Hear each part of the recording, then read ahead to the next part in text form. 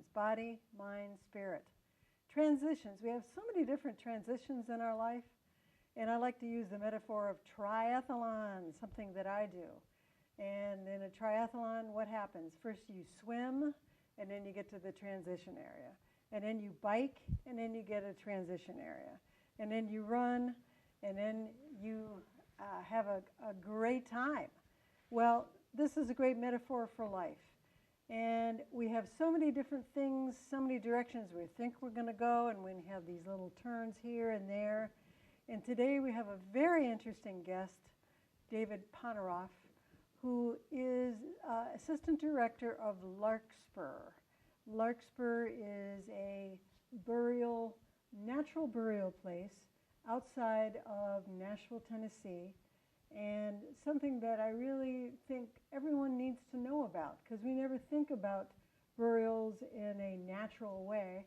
And David, thank you for being here. Tell us about Larkspur, and I'm probably saying that what is the proper name for it? Conservation something? Or? Yeah, thank you so much for having me. So the organization is Larkspur Conservation. We're named for one of the ephemeral wildflowers that grows on our property here. It's a really beautiful, bright purple flower that comes back every spring. So Larkspur Conservation is a conservation burial ground. And that means a couple of things. So the first is that we are a cemetery or burial ground that only does natural burial. And so when I talk about natural burial or green burial, those terms are used interchangeably. I'm talking about three things. The first is that there's no embalming allowed.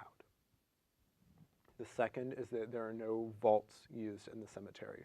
Those are typically either concrete or steel, sometimes other materials, boxes that are placed into the ground in the cemetery before somebody's casketed body is buried. That's a traditional way, well, the traditional local. We'll talk about the word traditional, but yeah. in a little bit, but it's something that has become a convention, yes. Yeah, convention, right. And the third piece of the puzzle is that everything used in the burial process has to be natural and biodegradable. So if there's a casket, and that's a big if, it's got to be a natural and biodegradable material, like wood. So think of a simple pine box, something that's woven, like wicker, willow, reed, seagrass, bamboo are all totally fine and acceptable for natural burial. But people can choose to be buried without a casket at all and just be wrapped in a natural cloth shroud, which again, as long as it's a natural fiber like cotton, linen, wool, muslin, or silk, are all totally fine for natural burial. So again, natural burial, no embalming, no vaults, everything's biodegradable and natural. Very natural. We take that idea of a natural burial or green burial and partner it with land conservation efforts. So for our case, our property is 112 acres that'll grow to about 200 acres over time. That we've partnered with the Nature Conservancy on. Nature Conservancy, okay. And so we have what's called a conservation easement on the property. It's a document that's similar to a title restriction or a deed restriction in that it moves with ownership of the property. But it's essentially a contract where the landowner gives up some of the rights to their land, namely development, subdivision, mining, things that would otherwise adversely affect the conservation value of the property. It'll also prescribe how the land is to be managed. And so every conservation easement is different, and ours with the Nature Conservancy is tailored specifically for what we do on the property being natural burial. So, when we talk about the place being conserved and protected, part of it is the conservation easement, but part of it is also the ethos with which we interact with the space, right? It's not just, well, we know nothing can happen here and so we're good. It's an active working relationship with the land, seeing what needs healing, what needs preserving, right? It's that conservation is not just preservation, but restoration also. And so when people choose to be buried at Larkspur, they're leaving a legacy of land conservation. Our preserve out in Sumner County is open to the public 365 days a year. rain or shine, as a public green space. People can go for hiking, birding, just picnics, mindful meditation. You know, any reason to be outside is a reason to go to Larkspur. Wow, what an interesting concept. And we're going to go more into that, but I always like to know more about you and how your transition into this started in the first place. Did you grow up as a kid, what was that, in Tampa, Florida, I believe? I did. I grew up in Tampa and went to the University of Florida in Gainesville for college. And kind of quickly found political science and really political theory as my interest. I loved reading and talking about these books and ideas with other students and teachers, but I don't know that disillusioned is the right word, but felt like I needed something more, which is when I sort of stumbled into the sustainability program at the university. Okay. And then may I ask, when you decided you were going to have a political science degree, were you thinking, I'm going to work for a party or Democrats or Republicans or any of that? Was that political part of it? No. Or social No, it was justice? it was much more, it was what interested me. And less the, modern politics and more that political philosophy.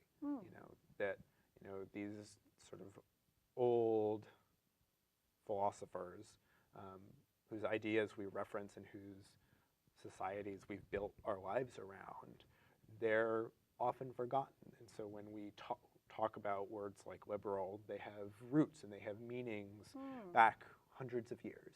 And so it was interesting for me to be able to go into that history and to have a better understanding of where we are today.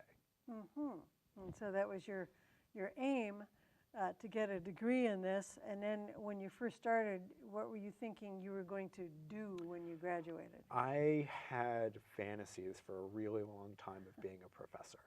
I loved the idea of being able to sit and work with students and talk about these books. I had a professor who said, the course is essentially you read about the book, you talk about the book, you write about the book. And that being sort of the foundational, frame for approaching one of these classes. And I really felt inspired when I was talking and interacting with people about these theories, philosophies, ways of approaching communal life. And then you kind of had talked about felt you were a little bit at University of Florida, a little bit in the ivory tower, and somehow or other you got to be digging graves. Now, how did that even happen? Yeah, it's one of my favorite stories to tell. I was taking an environmental ethics class. Environmental ethics. With someone who is now a very dear friend. He was a PhD student at the time, and shared an office with another PhD student whose class I was taking and doing research with. So I lived in their office for a large part of the day, and became friendly with him. And he had brought one of our local county commissioners to come to our class to speak about his work on the county commission. His name is Robert Hutchinson. Really, really wonderful person. And he talked to our class, and a friend and I stayed after the class to talk to the two of them, try and glean some kind of wisdom. And they were good friends, and so they were kind of talking back and forth, and this county commissioner, who went by Hutch, said to my professor, "Oh, are you coming to the grave digging later today?" And he shoots back, "Oh, I don't know, I've got this, that, and the other thing." And my friend and I kind of looked at each other and started slowly backing away, because we were a little bit afraid that the graves were for us. And they saw us and explained that a conservation cemetery, much like Larkspur, existed just outside of town. Just outside Gainesville, Florida, right? In Gainesville, Florida. Was also a nonprofit organization that relied on volunteers for a lot of their work. Everything from office stuff to digging the graves to helping at burial ceremonies. It was really a community endeavor, and that they could use a couple extra hands to help dig this person's grave. And did we want to join? We looked at each other again and said, sure, why not? So that day, it was a Wednesday, in a class that got out around 4:30 or 5, and I drove kind of through old country roads to where the cemetery was, and dug a stranger's grave with a good friend, a professor, a local county commissioner and politician, and a number of people who had been in the community for years and years. And I really just had a wonderful time. And I know that it's a strange thing to say about digging a grave, and I'll come back to that. But you know, I was the last person that day in the hole, squaring off the corners, leveling out the bottom. And I thought about it a little bit then, but it kind of scared me, and so I sort of pushed the thought away. But it kept coming back to me in the days and weeks afterward, that I had a connection of sorts to this person who I would never get to meet. Did you know a name or anything? Didn't know a name. Female, male, Nothing. age, anything? Nothing. No. Okay. Total stranger. Okay. So I had a connection to this person who I would never get to meet because she had passed. And to her friends and family, who I more than likely would never get to meet. And I didn't know how to process it. I didn't know what it was. But I knew very, very quickly that there was no active, you know, the storytelling and jokes and, you know, just community interaction that happened as we were digging the grave, that is interesting and fun and engaging as that activity was. There is no act of service quite like digging a grave for a stranger. You looked at it as an act of service. Absolutely. Okay, wow. And so I had an itch that I needed to scratch, and so I started volunteering. And volunteering turned into an internship, which turned into a part-time job while I was a student, doing kind of everything for the organization, from administrative work to working with families, to becoming a full-time job when I graduated. Wow, and that wasn't political science, was it? It wasn't, no. Yeah. But there was still lessons to be learned. You know, part of what caught my attention initially about the activity of grave digging, not just in that one moment, but in all the subsequent times that I did that activity, I got to witness local attorneys, artists, real estate agents, college and high school students, bakers, all kinds of people from different walks of life, coming together for an act of service, but also able to interact with a local elected official in a way that their access was unmediated. And they got to ask him about things that were happening in the community. And I got to see organizing around local politics happening as a grave was being dug.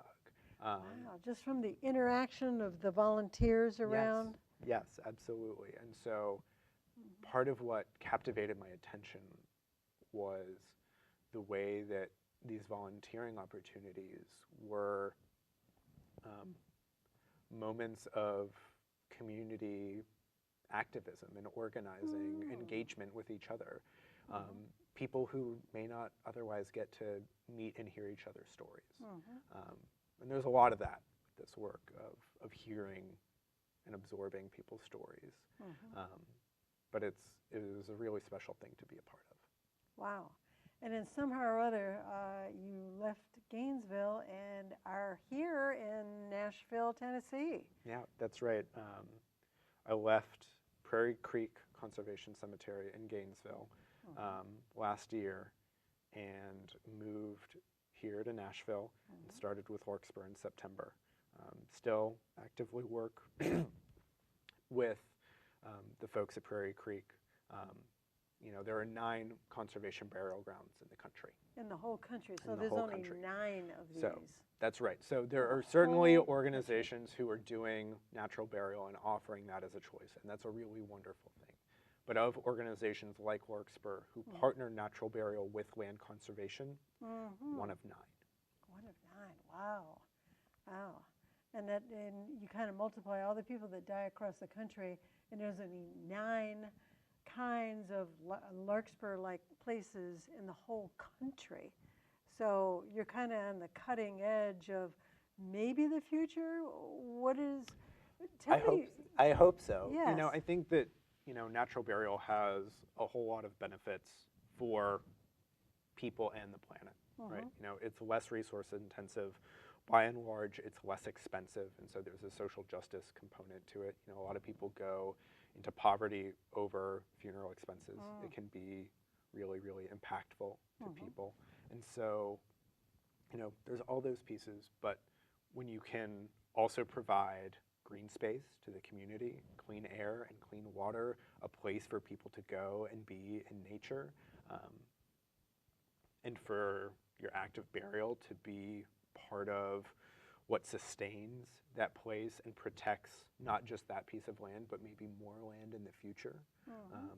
That part of the model that we're espousing here is that there should be a positive feedback loop out of these places, that we're not just protecting the individual spaces that we're at right now, but that revenue from every burial can go to protect more land in the future. Well, kind of walk us through, okay, let's say I have a loved one, and that loved one is said, you know, when I die, I want to be at Larkspur. Okay, so like, do they sign up, or is that loved one who maybe they can still walk? They haven't died yet, and they can go out and I like that tree. I want that. Is that how they do it? How do you like go out to all this acreage and go, that's the spot I want? And is there a headstone, or how do you know where? All very good questions. Yes. All very good questions. How does that work? So people come to us at all stages. People in their 30s, 40s, 50s saying, I want to know what I need to do to have my ducks in a row. We have people that come to us saying, you know, I'm 80, I need to have a plan. I need my kids to know what I want, and I don't know what to do. Where do I go? And we work with families who either have a family member in hospice or have just had a loss and call us and say, what do we do? So, you know, people can absolutely plan ahead with us. That's a lot of the work that we do. You know, educating people, you know, whether or not they come to Larkspur is not as important to me. You know, there's a lot of different choices out there, and so I want people to know what the right thing is for them. Now, when people know what's out there and what their different choices mean, and they see the photos of the leaves changing, of the ephemeral wildflowers, of the stream that we have running through the property, of the butterflies and bees that come in the late summer with all the warm season grasses and flowers, and to know that they're leaving a legacy of this for themselves and their family. I can't tell you how many times I've heard, this just makes sense. Wow. So tell us about how is a grave marked, and how do you know is there a name on there? How do you find it? And isn't there some kind of GPS thing too? Or I think I read about that. That's right. So the graves are marked in a couple different ways. The first is with a physical marker. It's a little aluminum disc. It's on a stake so it doesn't roll away or anything. And it's stamped with the name and dates of the person buried there. So there's always a physical marker so that when you go up to a grave, you know who's there. Okay, so you can see a name and a date. Got it. We also digitally collect GPS coordinates that we make available on our website so that anybody can type in a loved one's name on their smartphone when they go to the preserve to visit. Oh, wow, we are modern here. Press the little button that says walk to site, and it'll open the GPS program on your phone and put a pin at the location of the grave so that you can walk right to it. That is very impressive. Wow. So those are the two standard ways that every grave is marked. Some people choose to get a native Tennessee stone engraved with the person's name and dates, but that's sort of an optional thing. Some people get it and some people don't. Okay. All right. Wow. And let's say someone passes away, and I guess the body is delivered by an ambulance or something? How do you even deliver a body? So most families will work with a funeral home, and there's a lot of good ones that are out there. Okay. Namely, they need a funeral home's most basic services: refrigeration, sanitary care, preparing the body for the burial, putting it into the shroud or casket that the family's chosen, and then transportation to the cemetery. We've worked with a lot of different funeral homes, and truthfully, any funeral home can help a family do a natural burial. Okay. All right. And so most often, that's the case. However, it is legal in Tennessee to have what's called a home funeral, which is where there's no funeral home involvement at all, and the family and friends of the deceased do those same things. They put it in the back of the car and just take it It's themselves. it's a little bit more complicated than that, Right. but essentially that's the idea, right? They take care of their loved one at home, using dry ice or ice packs or a combination thereof. They'll do, washing the body and preparing it for the burial, and they'll transport the body themselves. It's certainly not for everybody, but I'll tell you the story of a gentleman that I worked with in Florida who was a local preacher, and his wife had cancer. And for years and years and years. And at every step in their journey, she was whisked away to a new doctor. And what he told us was that he felt like he couldn't help her at all. That, as her husband, he felt like he needed to do something and he couldn't. And so when we told him that a home funeral was an option, that he could finally take care of her, it was a relief. So again, it's not for everybody. Most people use a funeral home. It makes things a lot simpler, and gives the family room to do the things that they need to do to be able to grieve. But sometimes being the one to take care of their loved one is the way to do that. So if, let's say it's the summertime and a family member has passed away and the body is delivered, then you do have to walk, the body has to be delivered out in the woods someplace, right? And then you have a procession there, or I guess you can make up whatever you want. Right. So the idea of making up whatever you want is exactly the right idea. So we try to meet with the funeral directors a little bit early just to be able to get the body up to wherever the grave is going to be, because the terrain is, how do I say, present. There are topographical changes. We have some elevation changes over the property, and so it's really wonderful for families to be able to take a memorial hike, but not necessarily conducive to taking the body themselves up into the preserve. Right. Somebody has to get the body out in the... Right, so that's part of what we do. Okay. Our philosophy is that these are moments of healing and opportunities for healing. And so the way to do that is to participate. So we're there as guides, we're there as stewards, we're there to help, but we're only going to do work when called upon. We'll walk when the family arrives, we'll lead them in a memorial hike and procession up into the preserve to the gravesite. They'll have time to interact with the grave space and the casket or the shrouded body, to be able to be present and not have anything mediating, their experience and the death, and to be present with it And then they're free to do whatever ceremony and sharing that they want to do. Some people bring religious leaders to do a service. Some people bring a picnic and have a little party. Some people are just quiet and reflective and tell stories.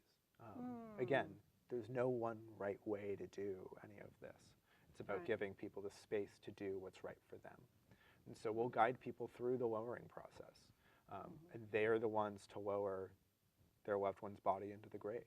Wow. They're the ones to fill in the grave. We make sure that everybody gets an opportunity to take either a handful or shovelful of earth to put back ceremonially into the grave. Wow. And then we open it up to more active filling in. And sometimes we do a lot of that. Sometimes we're not allowed to touch the shovels. Wow. Wow. Well, this is fascinating, and it's a wonderful thing that people don't even know about, and I know this program is going to be helpful. And then what is the website that people can get on? Sure. So if you go to larkspurconservation.org, you'll arrive at our homepage. There's tour signups, information about what we do, ways to contact us. You can email us at info@larkspurconservation.org to set up planning sessions or ask questions. We're always more than happy to help however we can. Okay. And then it's free to go and visit. And didn't you say there's certain times you can sign up to visit just to take a look?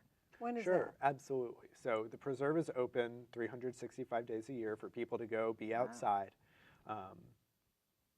But we do group tours and hikes of the preserve every second Saturday of the month for people who are interested and think that this might be something for them. And there's a sign-up list on the website that people can add themselves to so that we know who's coming. Okay, and the second Saturday. And how far is it from Nashville? It's about an hour from the center of downtown.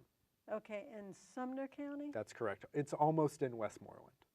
All close to Westmoreland. That's correct. And I'm sure is it marked as a park? There's the entrance is a little bit nondescript. It's a gravel driveway with a boulder in front that has our name on it, and the emblem of the 3 larkspur flowers. But people can pull into the parking lot and go for a hike whenever they want to. That's great. And it sounds like people who are like, I don't know what to do, I need guidance, you're there, and then there's another gentleman. Right. Our executive director, John Christian Pfeiffer, who started Larkspur with a number of other people. Becca Stevens of Thistle Farms was a founding member of our board. JC worked in the funeral industry for close to 15 years before he left to start Larkspur. Well, this is great. Well, thank you very much for being our guest. Me. And that is Transitions, Body, Mind, Spirit.